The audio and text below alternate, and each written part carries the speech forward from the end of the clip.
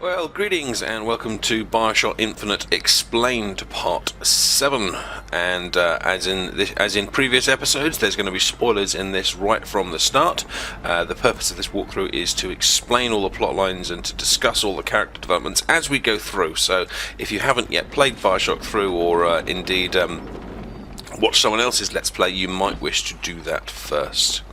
Obviously, this Bioshock has loads and loads of great posters around showing the propaganda of the area. Oh! We might have to talk about this another time.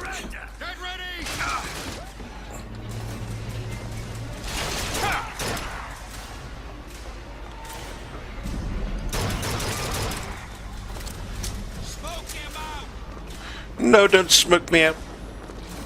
Obviously, since we're playing on 1999 mode, we're going to have to play a lot more defensively than we might have done on other modes. We're going to use the cover, we're going to keep ourselves protected, go for the headshots where possible.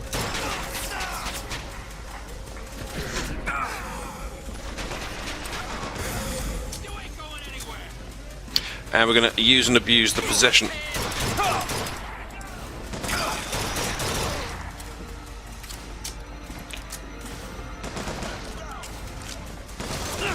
Ow.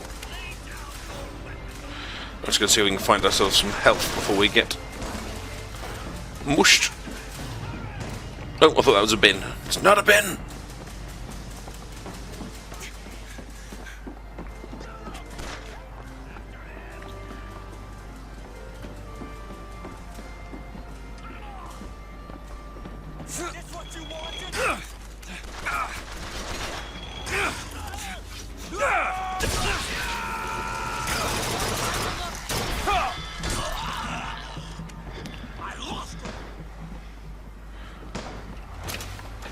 Got a small health issue here.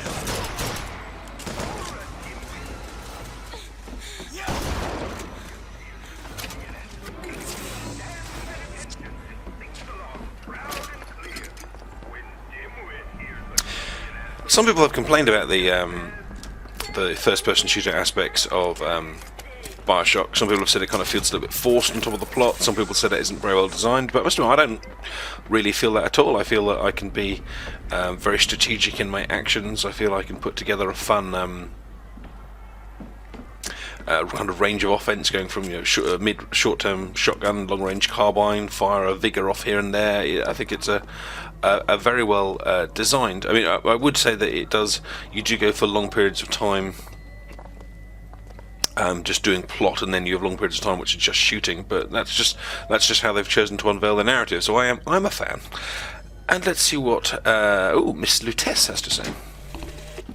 When I was a girl, I dreamt of standing in a room looking at a girl who was and was not myself, who stood looking at another girl who also was and was not myself. My mother took this for a nightmare. I saw it as the beginning of a career in physics. And there we have a nice reference to how Lutece first started to investigate the tears and the multiverses. So, because remember, in the multi-universes, you have more than one copy of yourself, or in fact, every multiverse has another copy of you. And so, in her dream, she's seeing herself, but not herself from her current universe, but herself from another multiverse. So it's a kind of a foreshadowing the way that these multiverses work. Because remember, at this point in the plotline, Booker doesn't know anything about multiverses, and although Elizabeth does, but she hasn't yet kind of discussed that with us. Interestingly, though, of course, Booker does not come from the universe that we are currently in. I mean, if we're kind of numbering them, I guess Booker comes from universe number 1. This is universe number 2. But because of the fact that he kind of invents memories. How am I doing for ammo? 10.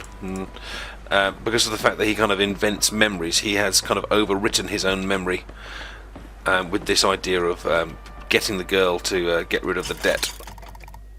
Right, now I know I'm going to undo myself an achievement here, but I want the... I don't want to die.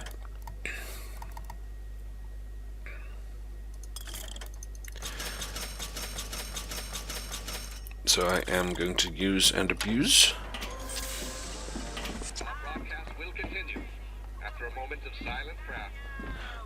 I never really did this much in the first one, but how much money does that actually give you?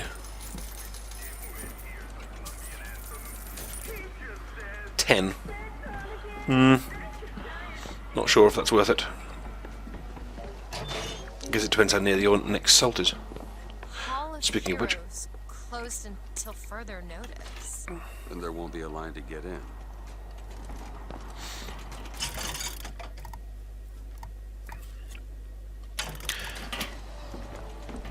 More money. Okay, catch. Perfect timing. she really just kind of pulls these things out of her butt. Like there was no money there. I checked that bit. Don't know, who knows where she finds these things from, but I'm not going to complain because it's free dosh. Oh, what the hell? Is something wrong? Oh, nothing I can't fix. I broke the lift.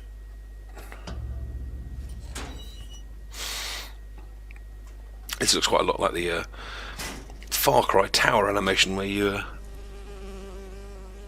reactivate the radio towers. I hate these things. Jeez, just kill it. No, it'll sting me. Elizabeth. I have a better idea. Wait, what are you doing? Opening a tear. Oh, shit. What is that? It's a tear. I used to open them all the time in my tower. What is a tear? It's like a window. A window to another world.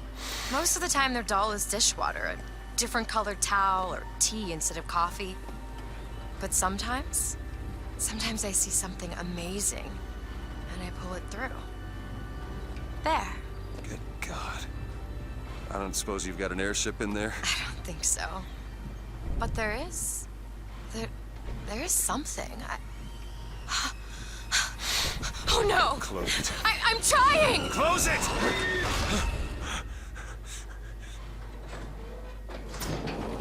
And a nice touch there of the songbird poster behind the Sure as hell looks like a shortcut to getting us killed. behind the tear. But I could help. I can handle whatever comes along. Trust me. Have it your way, I suppose. And now we segue into perhaps kind of a side kind of act of Bioshock, which is the story of Mr. Slate, Cornelius Slate, who is obsessed with these tin soldiers. He feels so angry at Comstock for what he sees as rewriting his legacy. Slate was a very successful soldier during the Battle of Wounded Knee and others. Let's just listen to Mr. Washington. To the sky, Comstock bent his knee and saw with holy prophecy an Eden floating in the mist, by man forsworn, by heaven kissed. It was a beautiful poem, thank you. Sorry, I lost where I was now. Yes, Slate was a very brave soldier who's very proud of what he achieved in the war, and although somewhat haunted by it as well, but what he sees as Comstock doing Can you unlock this? is completely undoing everything he's done, changing history to make out that Comstock was one of the key members at the whoa!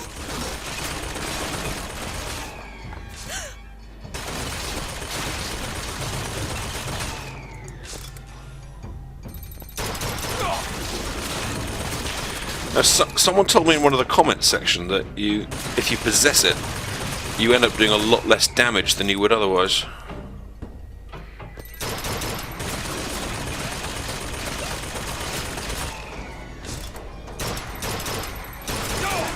And they were right.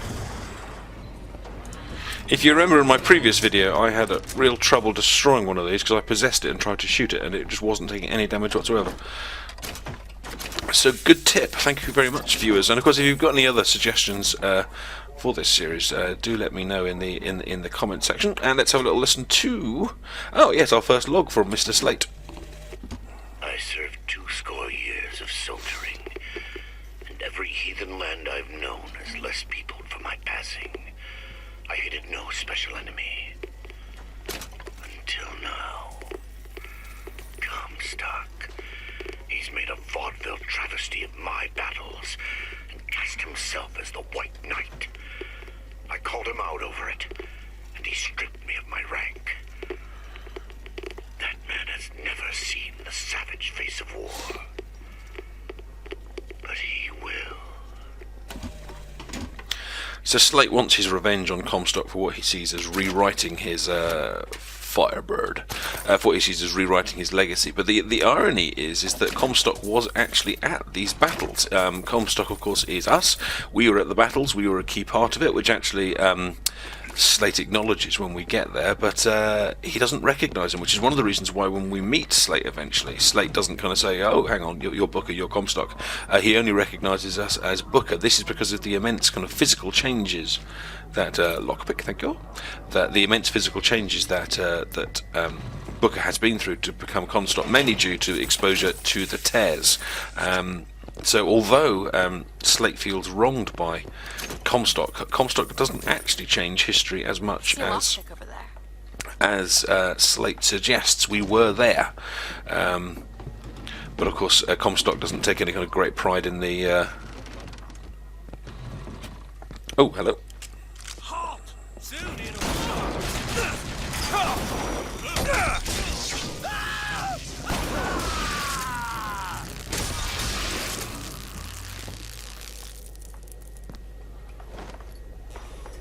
I should probably look before I go around corners.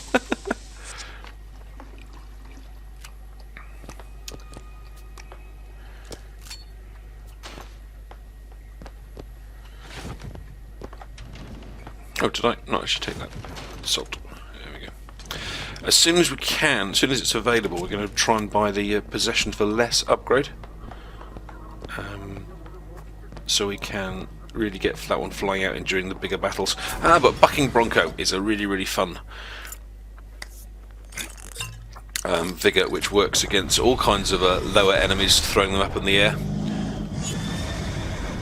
We can even use this one to chuck guys off of Columbia entirely. If we push them into the air and then hit them with a shotgun, as long as there's like nothing behind them, we can just chuck them straight off, straight away. Into the air. Hold and release to create an eruptive trap.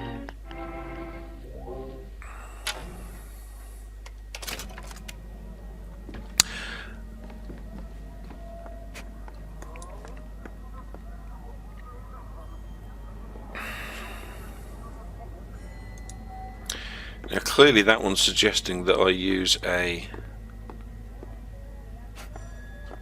one of these those vigors there. Let's just see what we're wearing at the moment. I love the electric punch, so I'm going to keep that.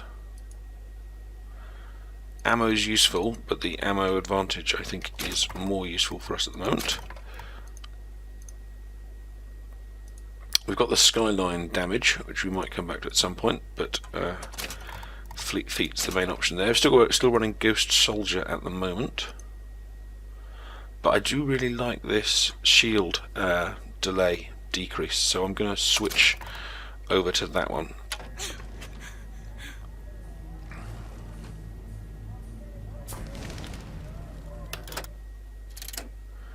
Let's try putting a little firebomb in the middle of this lot. We will teach Cornelius Slate a lesson. Now, I know you've all come to think of Slate as some kind of war hero. Let me be abundantly clear.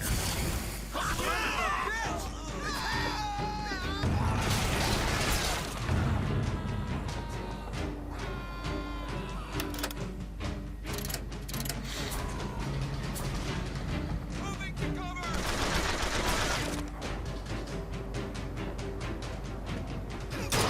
Push the bastard out.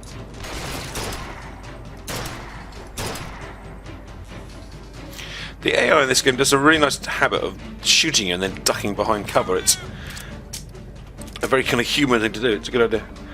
Use Bucking Bronco on enemies in cover.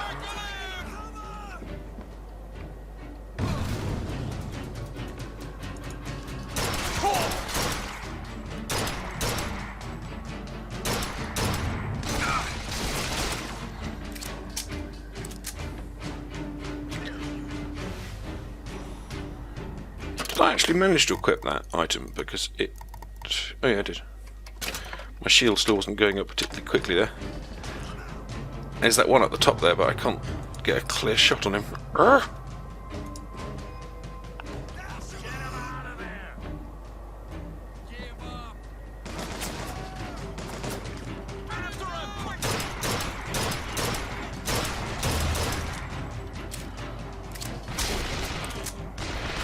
see what the range on bucking Bronco's like.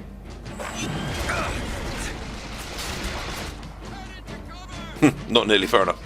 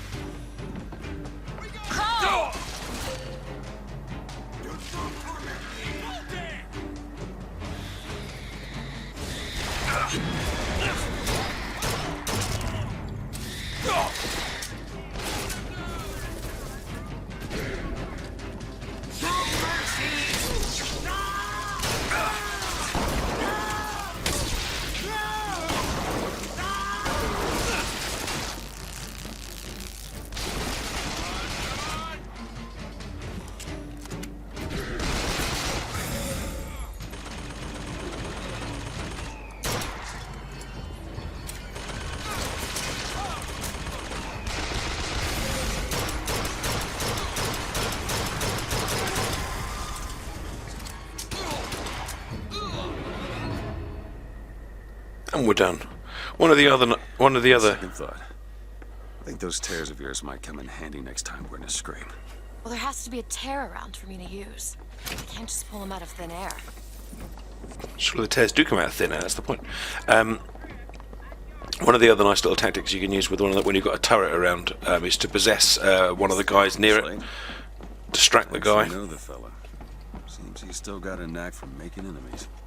Distract the guy and then use it to, and then shoot the turret while it's done. Oh dear! Looks like this. We have some Vox Populi enemies here.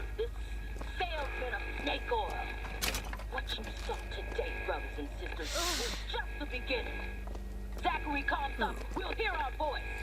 His temple shall burn, and his idols of gold will melt and run in rivulets through the streets of Columbia. Hey.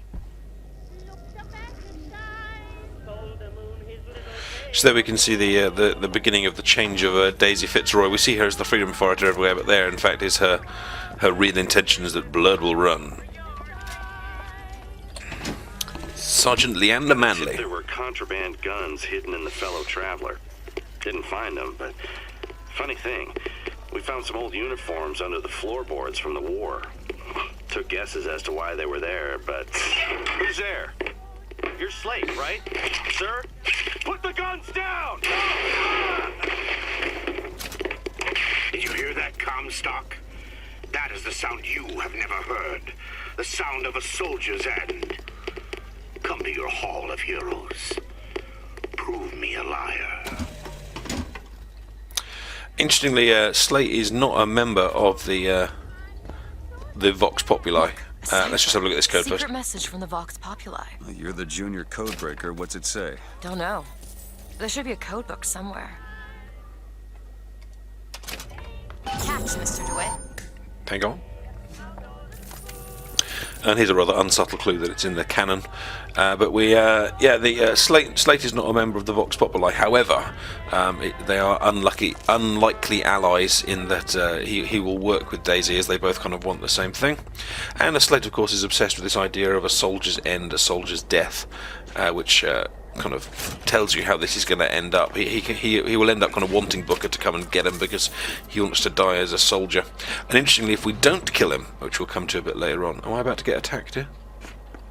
If we don't kill him, then he ends up kind of lobotomized and jailed, which is, in a sense, that's a sad ending for him. So the happy ending is to shoot him in the face. Something. It's the code book, all right. And we've picked up our code book, so let's go and decode it while we're here.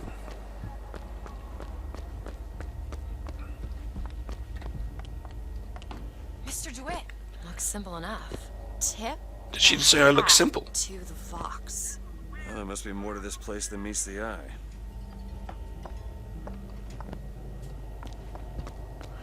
And here's the hat. Investigate hat. I investigate you. What a lovely hat. Indeed.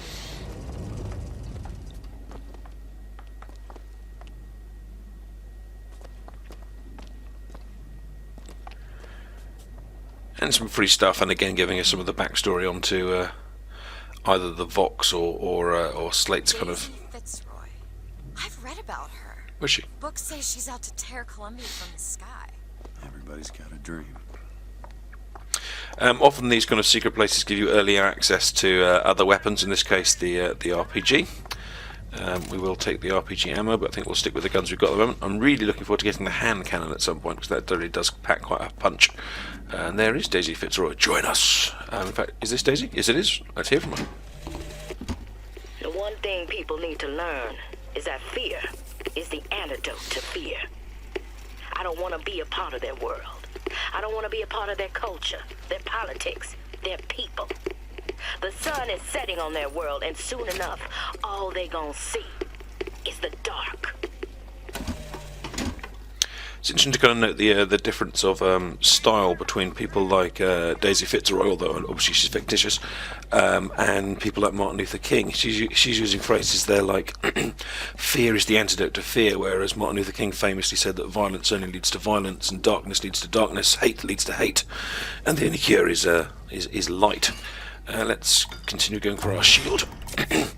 Feel better already. So not all kind of freedom fighters have to be quite as destructive as she is, but certainly hers is a route that many have taken. Oh dear!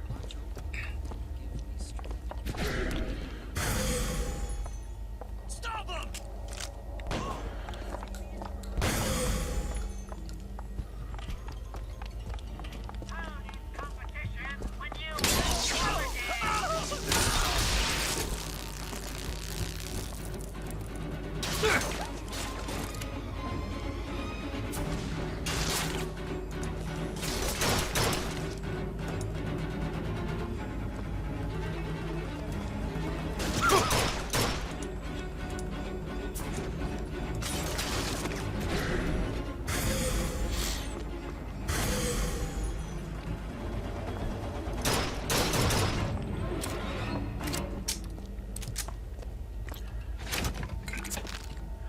And if we're hoping to survive on this mode, again we're going to have to stay back quite far, using the vigors quite tactically. And although sadly this guy, although I possessed this guy, he went down in about 2 shots. In fact, is that Doc Brown? Doc! Poor Doc. And we haven't completely searched this area over here, so let's return.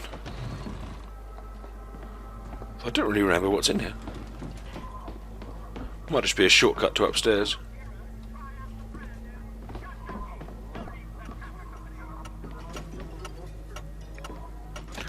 Banana.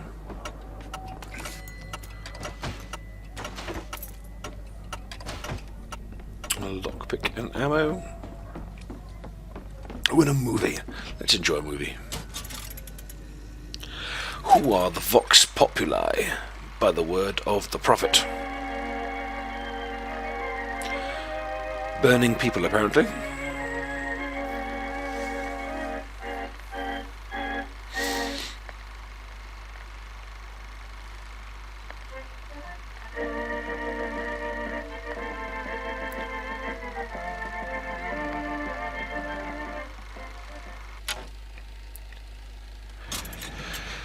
It's a rather kind of sad fact of history, I guess, that although whenever you have kind of freedom fighters like this trying to Look at this. My tower.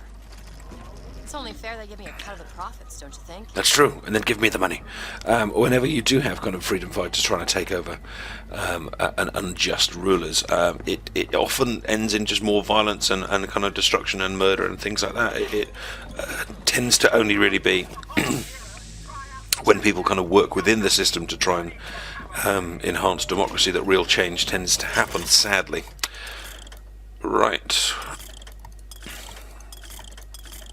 Well, it's good to see that they've increased what we can buy. I think we're going to go for an increased carbine damage, as that's a weapon I really enjoyed using the first time, although the sniper rifle is going to be useful as well later on. Decisions. I think we'll go carbine for now. we may come back for the sniper, because we're probably going to need that when we get to the siren, depending on the method that we try. Seems right up your alley. And we do have enough lockpicks Something challenging. to get through here. There. Ooh, chocolate. Thank you, Lizzie, for opening this nothing. Oh, there we go. There's some gear and some muda. Melee targets briefly vulnerable. Victim takes 2 damage for 5 seconds. That might be interesting to use with my my electric one. If I kind of stun things and then shotgun them, that would probably even work on some of the bigger targets. Although I didn't actually see if I can wear them at the same time. Let's have a look. Where was Brittle?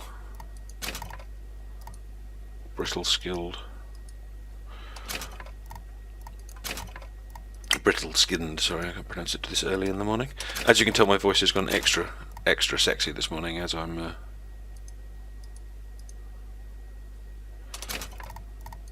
probably making this video a little bit too early. Ah, here we go. Melee targets briefly vulnerable. Victim takes 2 damage for 5 seconds. Okay, so maybe we'll come back and use that if we kind of find ourselves against a bigger target. Maybe like one of those Patriots or a Fireman or something like that, especially as we haven't got the cheaper version of Possession yet. Did I miss anything upstairs? Let's have a quick look. Yes, here I am. What is this? Carbine ammo. Salts. Ah, we missed a Vox from Vivian Monroe. God makes all kinds of soldiers, but he only made one Cornelius Slate. My father followed him up San Juan Hill, through the legations in Peking, and as he put it, through hell the order was given. At today's muster, Slate asked me if I was Sergeant Monroe's daughter. I said, yes, sir, I am. Slate said, your father always wanted a son. I hope the fool has wisdom enough to recognize his good fortune.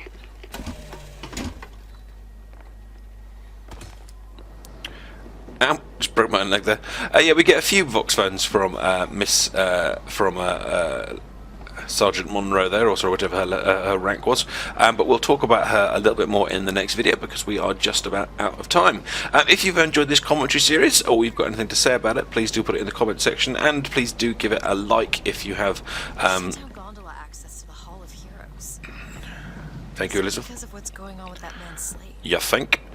Suppose we could take those skylines above us. We just need to find a way to clear up that cargo first. Yeah, we'll do it. But guys, I'm doing a voiceover here. Shush. If you've enjoyed the video, please give it a like so I know that people want this series to continue. This is the first time I've done a lengthy Let's Play series, so if you've got any comments on what you've liked or what I can improve, do let me know. And do subscribe to the channel if you want to make sure you'll get up to date with the latest parts, and of course all my other tutorials on the channel. So take care, and I'll see you soon. Bye-bye.